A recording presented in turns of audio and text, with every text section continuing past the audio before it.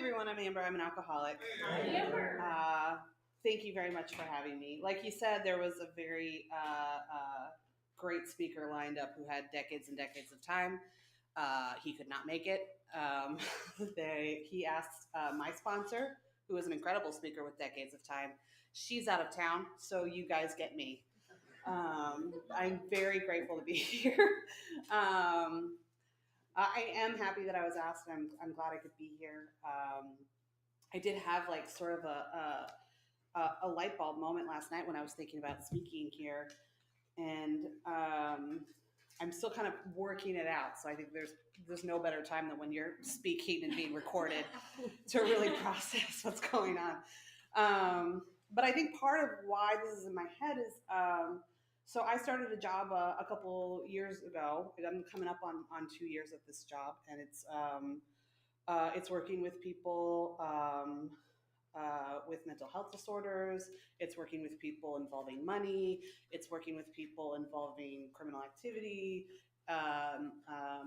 drug use, getting sober, all of that. So it's a very, very intense job. Um, and I've had to learn a lot about myself just in the last couple of years at this position. And I had a conversation with someone that I was working with. It's like property management for like low income housing, Section 8, all of that. We have a property where people are coming right out of the hospital. Um, and we have a woman who we went and took a look at her apartment. It was very clean. Everything looked great. She was very sweet. We left, and then a little while later, she came back to speak to me, and she was very upset with me because she had sort of come up with this narrative in her head of you came into my unit, you judged everything that was in there. I saw you looking at my dishes for so long. Like she had built up this narrative of what had happened uh, that just was not aligned with reality. And I think that stuck with me a little while of like, I know that there's moments where I do the same thing, where I write a narrative in the absence of knowing something. And I later find out sometimes that it's far removed from reality. And like I said, I was doing laundry last night. I was thinking like, oh my gosh, 30 minutes. And I've been at speakers meetings. I've been invited to speakers meetings. I've told my story many, many times. And I thought, well, I guess I'm just going to jump up here and I'm going to tell my story. And I've done it, so I know the beats. I'll tell you guys that I come from an alcoholic family, both sides, mom and dad sides. Um, there's alcoholism in the family line. My mother is still in active alcoholism and is no longer in my life. And my early memories are parties of my parent throwing parties where there's all adults and no kids, and everybody comes in and they're a little uptight. And then as the night goes on, they got looser and they got wilder and they started to give me attention and maybe sneak me a little drink in there. And I would get the hiccups and I would get wobbly and they would laugh and they would party and they would give me all this attention. And they would just get fun and funnier throughout the night. And that was my first exposure to what alcohol was. People gave me attention and they became fun. And that's as much as my little kid brain could process of that. I grew up in Anchorage, Alaska, and my first night of drinking, I was 11 years old, and I grew up around people that sort of started early in terms of getting into trouble. And I was right there getting into trouble with them, and I was fighting with my mom a lot, and I was headed down a pretty bad path. And then my parents got divorced. I left with my dad um, and moved someplace else. And I was separated from the parent, I was separated from the friends, I was separated from the alcohol. And I became a very straight laced, law abiding child. I did very well in school. I joined a group called CADFI, Caring About Drug Free Youth. And what CADFI did was interpretive dance, to tell you um, the horrible like things that would befall you if you fell into drugs and alcohol. Like we all had like black shirts. Mine had like meth on there, and we would like encircle a girl with all our like drug shirts as like turn around every time like would like blast on the speaker. Um, and I was always upset that I never got the lead for Cat. Like I never got to be the main girl. Like I wanted to be the girl whose life was consumed by drugs and alcohol. And you know, so anyway, I went off to college, um, and I met people who drank hard, and I met people who partied hard, and I drank hard with them, and I partied hard with them. I have a lot of anxiety, and drinking made me lose that anxiety. It was self medicating, and um, it made people think that I was funnier, and it made me relax a little bit more, and it made me feel more included. And um, all of this is stuff that I've shared in speakers meetings before, and I was kind of rolling through it as I was doing laundry last night and thinking, I was sort of building the same narrative that I always build. Alcohol made me be liked. Alcohol made people love and accept me. And then I had sort of a moment where I realized that that narrative is not necessarily true. Um, I am an alcoholic, and it comes from both sides of the family. My dad's dad died of it when my dad was 9, and I never met him. My mom is still suffering from it. My early memories are of parties with adults who are drinking who would sneak me drinks. But the truth was, I was waiting for them to get drunk so I could ask for that alcohol, so I could ask to sneak a drink. It wasn't me reacting to them liking me. From early childhood memories, I wanted alcohol for the sake of wanting alcohol. And when I went off to college, it wasn't that I found a bunch of hard drinkers by happenstance. I sought these people out because they wanted alcohol the way that I wanted alcohol. I hear, and I think I've even done this, people talk about I drank because I wanted to be accepted, or I drank to self medicate, or I drank to celebrate, or I drank to feel despair. I drank because I'm an alcoholic. And I think if my story were completely changed and flipped upside down and turned inside out and shaken up, and every circumstance of my life were different, I would still be right here, an alcoholic. My earliest memories are of wanting alcohol. I had created a narrative that sounded sexier, but it's not true. The sad truth is that I will always be an alcoholic and have always been an alcoholic. And that is why I need to be here today. So thank you for walking through that little like revelation that I had of like the shocking revelation that I am in fact an alcoholic is the one that I had last night. To continue the story in its reality. I continued drinking. I started to do drugs in college. I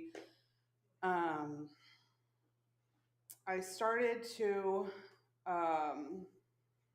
fall down, just like it got to a point where it was like to hang out with friends, to be fun, to be rebels. And then it just tilted more and more as like people got busted, people went a little crazy, went home, people got hospitalized, people got harmed, and my social group got smaller and smaller and weirder, and we stopped looking out for each other, and we weren't as kind, and people were getting entangled in messes. And I remember like sitting on a couch I went to college at the University of Oklahoma. So I went to Norman, Oklahoma, which is a very, very small town with like 99.9% population of college students. And I was sitting on a couch in a house with somebody who did not go to college, living in Norman, Oklahoma, was only there to deal drugs. in a house that was like full of guns and drugs and everything. And I had no idea how I got there, and I didn't know who these people were. I realized that I had wandered off the path. And I think the revelation that I had at that moment was that drugs are bad, so I should probably only drink. And that is when I did and managed to barely graduate college. Like my grades just didn't crater fast enough, like when I hit graduation day, that I barely managed to graduate college. And I graduated college in uh, 2008 with a journalism degree. Um, 2008 was the time of a pretty intense recession, and the journalism field was hit pretty hard at that time. And so that was definitely the excuse that I used for being unemployed for so many years. But that is not the reason why I was unemployed for so many years. I spent a lot of time, I spent like odd jobs, but mostly I spent a lot of time just drinking at home. And I moved back in with my dad. I found it very hard to hide my drinking while I was living with him, and I decided that the solution was to move out. So I moved to a mother-in-law, like underneath a garage at a big house. They let me stay rent-free if I clean their house, this big old house on Beach Drive. And so I did a terrible job cleaning their house every week, and then I just got hammered all night long. And that was my reality for a very long time. Like that was a few years of that sort of demoralization period. I was giving up trying to pretend that I was anything other than an alcoholic. I wasn't trying to quit. I wasn't trying to make excuses. I would pick up alcohol. I would go home. I would drink it. I would rewatch the same like 3 TV shows, and I would wake up massively hungover. I would do the worst cleaning job of my life to stay in this apartment, and then I would go back to exactly that. And it was that Groundhog's Day repeat for a while. I don't know what it was that made my last night of drinking the last night of drinking. There was no big special moment. There was nothing. There was no big wall that I crashed into. One night, I was a blackout drinker and constantly drinking to blackout, and I came out of a blackout, um, pushing my hand into a red hot stove. And um, if I was painting a pretty narrative, the next things I would say would be, and I quit right there and then. But it actually took a little while after that. I was starting to suffer from DTs on the regular. People were crossing the street when they saw me. And like I said, I don't know what it was. But one night, I picked up the alcohol that I was fully planning on drinking that night. And I got home and I poured it and the NyQuil and everything else out. And went through a night of detox that I hope and hope and hope and do as much work as possible that I never have to go through again. And all that night I was looking up, articles on quitting drinking and what do you do when you quit drinking? Where do you go when you quit drinking? How to quit drinking? And for the love of God, help me. I'm trying to quit drinking, like articles. And, they talked about AA. I had no experience with AA. I didn't know anybody that went to AA. I knew the TV shows, that is dark rooms of people like telling horrifying stories and then being like, all right, good meeting, and then leaving. But it was free, so I figured, again, I needed help, so I figured I'd give it a shot the next day. The next day, I decided that that I had a plan. I needed a plan to stay sober. So I was going to go to the doctor. I was going to see my family. My sister and my dad lived in Seattle. I was going to tell them the truth, and then I was going to go to one of these AA meetings. And again, I could have changed my mind at any moment. This was completely contrary action to what I normally do, but I kept all of those appointments. I went to a doctor. I picked up my sister. This was December 16th, 2011. Our plan originally, before I decided to change my whole life, was to go with my sister to go Christmas tree shopping. which we still did, I was suffering from withdrawals. So I was crying the whole time. So this poor like 16-year-old kid that like works at the like Christmas tree place is like, it was just like, I'll take that one. Thank you. So we like head off. And so we grabbed the Christmas tree. We actually got it to surprise my dad. So we headed over to my dad's place and we set up a nice Christmas tree and lights and everything. And we came home and surprise. And also, I'm an alcoholic and I need help. And they were both incredibly supportive.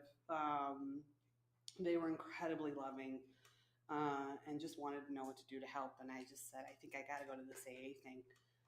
And so I went to my first meeting that night. It was a women's meeting. Like I said, it was December 16th, and this meeting, Lucky Ladies in West Seattle, goes a little nuts on Christmas. So they love to get all like these like antler hats and like light them up Christmas hats and like they just love to be decked out like every meeting in December. And so I was expecting the dark room where our lives are terrible. Thanks for a great meeting. And then I walked in and it was a bunch of like joyously laughing women with like antlers on. And it completely shocked me. And again, like to what Serena was saying with like the incredible loneliness, I was just drinking by myself for a very long time and avoiding people, and like to suddenly be hit with that much like joy and love and companionship and people who care and people who are listening and people who want to know that I'm okay. And when they talked about how they drank and it sounded like how I drank, and then they talked about how their lives are now and it sounded impossible. And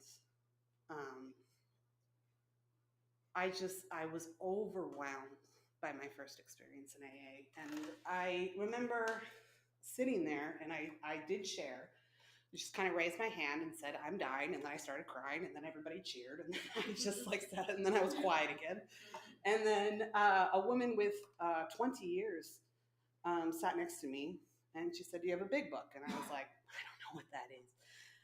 And she handed me a big book, and it's the big book that is now torn apart and covered in stickers and everything, and that I have with me. And that woman, several years later, her daughter walked into the rooms of AA and asked me to sponsor her, and I sponsored her through all 12 steps with that book that her mother gave me. So. It's a pretty great program. I got a sponsor almost immediately, and I'm very lucky in that. I think the idea is more that like you find somebody who has what you want, you approach them, you officially ask them.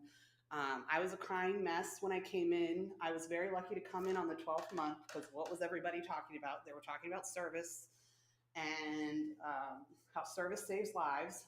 And so when I came in a crying mess, there was a woman that approached me. She also had a couple decades. And then another woman with a few years just shoved her out of the way and said, you and I are having coffee, like immediately. And that was my sponsor for the first several years. I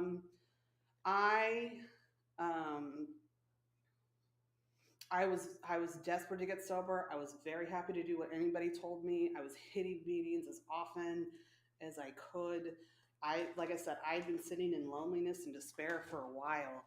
And so these meetings, when I wasn't asleep or at my job, I just wanted to be in these meetings, and I kept going and doing the work. And I was so grateful to get the sponsor that I did, because I think one of the things that I sort of struggled with is the higher power, the God part of the program.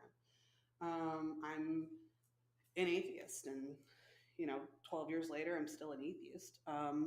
But now I'm an atheist who prays, and an atheist who believes in miracles, and an atheist who talks about spirituality and talks about faith and doesn't have any problem doing any of that stuff. And I was so grateful that I had a sponsor who called it God, believed in a higher power, prayed every day, who spoke to me with such kindness and open-mindedness. We went through the book. She would see me bristle. She'd be like, what are you thinking? Where you're at right now? and we would just chat through stuff. And I spent a lot of time coming into meetings and giving everybody my elevator pitch for what I thought the higher power was. I think it can be a common thing that we sometimes misread these steps or misread this book, and I read the lines in between. And I think I read steps 2 and 3 as, you have to solve the mysteries of the universe before you can advance in this program. And so I would come into meetings and be like, you guys, I know what God is, and I'm going to tell you right now what it is. I'm going to know what the higher power is. You guys listen, I got it. And I would tell every room my theory, and they'd be like, great. Like, I was kind of hoping that like a banner would come down or like an alarm would go off, and they'd be like, you got it. Great. Move on to 3 and 4. And just so annoyed whenever I was like, this is what a higher power is. And people were like, yeah, that sounds fine. I think once I stopped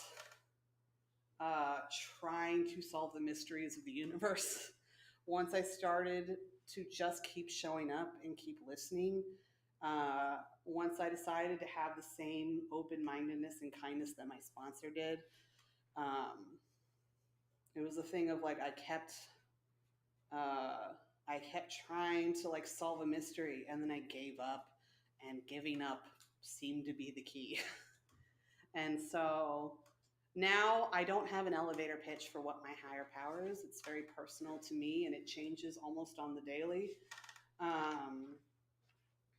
And I can't give you a definition of it, but I feel it and it works for me. And I'm always, always happy to hear people tell me what their elevator pitch is. And I have the same reaction of like, that sounds great. Good for you. I've been through a few 4 steps. The first one was my best attempt at being honest after many, many, many, many years of never being honest.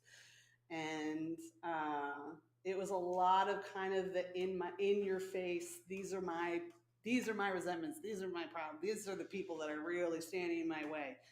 And I needed to clear that out. I needed to do that. I needed to write down these thoughts, and I needed to share them.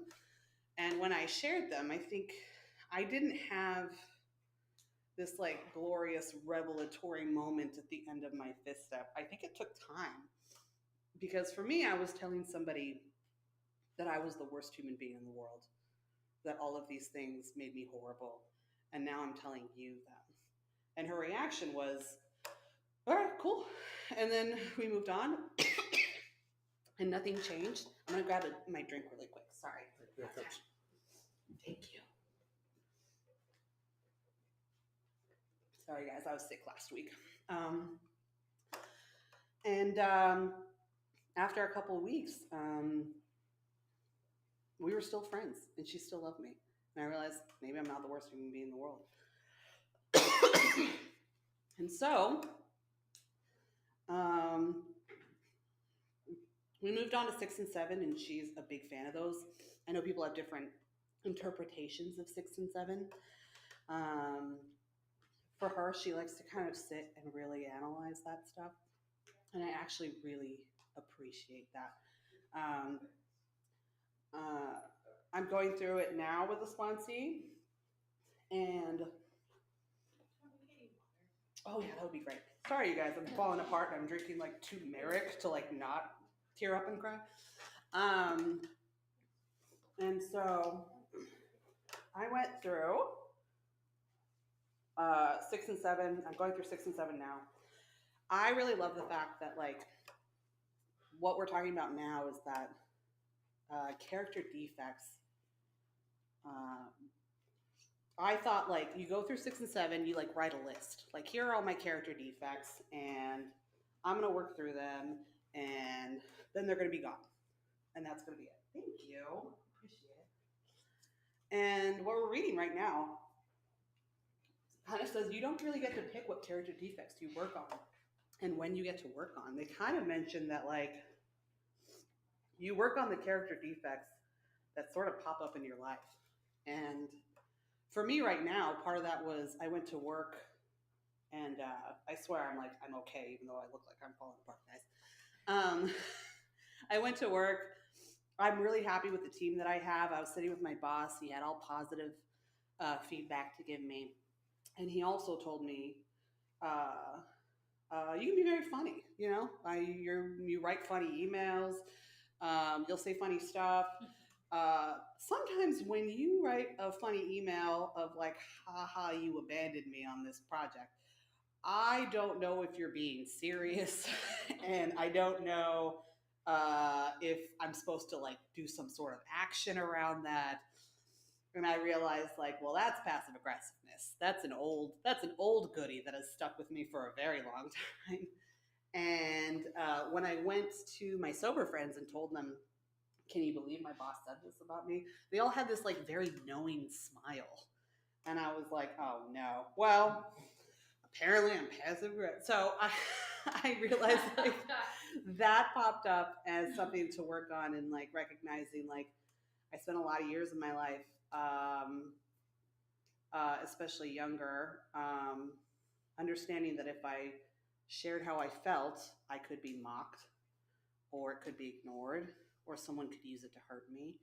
So I got really well trained at hiding what it is that I want and hiding what it is that I need, and asking for it in a way of like, well, I don't want that, but I mean, if you want that, then I would do that for you if you want it. I mean, I don't want it, sort of way. And so I've been in a practice recently of I have to say the thing that I want, and I have to say the thing that I feel, and I have to be okay with the fact that you're going to feel however you feel about it. And it's not my responsibility to caretake others' feelings, especially when it comes to me saying, this is what I need right now. And that's been a very hard practice for me to do. Of I'm going to say how I feel, and when I go home, I'm not going to take with me, but they kind of look this way and they thought that and they reacted that way. And what did that mean? And are they okay? And maybe I'll correct it, or maybe I'll say something else, of just letting that go. Um, or I appreciate the 6 and 7, because for me, it's going to be a lifelong thing. I'm never going to be the absolute perfect human who never has a character defect. They're they're defense mechanisms for me, and they pop up at times. And I appreciate the fact that when they get pointed out, I don't lash out. Um, I get a chance to learn and grow and become a little bit better, so that I'm not harming people, and that's huge for me. So, um, as far as um, amends, um, that was an interesting one to roll through. There were a lot of people in my life, I thought, because I was a secret drinker, that I never hurt anybody. Um, and I recognized pretty quickly into this program that showing up radically hungover uh, and like talking to people usually causes some harm, and that I had been bullying people to try and get away from them, or to try to get something from them, or to try and try to run over them to get a drug or alcohol. And I had to sit with people, and I had to be honest with them and tell them, I harmed you. And at the time, I didn't even care. And you deserve to be treated so much better than that. And it was very shocking to see how relieving that was for people to hear. And I make sure now, when I have those moments, I love clearing the air. It used to be that if I did something and it felt awkward, I'm just like, well, I'm just going to move countries. Like, we don't need to talk ever again. Now I love the fact that I get to walk up and be like, hey, I said a thing, and you had like a reaction. I just want to make sure that we're good. And like, it's amazing the deepened connections you can have that way. And now, like, this is just how I operate in life. I'm paying attention to how I'm treating people. I'm paying attention to how I treat myself. I'm trying to make sure that when someone walks in the room, that they're comfortable here. They are as, they have the experience that I did of feeling the joy and hearing about what kind of changes you can make in life. I absolutely love my life now. And for me, I got to like go to Europe with my family this year. And I got to do this job, which is so demanding, but I'm capable of like setting these proper boundaries and helping other people and not taking that home. And there's a lot more work that I need to do. Um, but as long as I keep showing up here, I'm always going to get the opportunity to change and grow. And getting to see others like Serena step up here and to see how she changes and grows has been one of the greatest gifts. So I really appreciate you guys hearing me out. I'm sorry that I like imploded like halfway through that. But I appreciate you guys hearing my story and showing up. So thank you. Yay.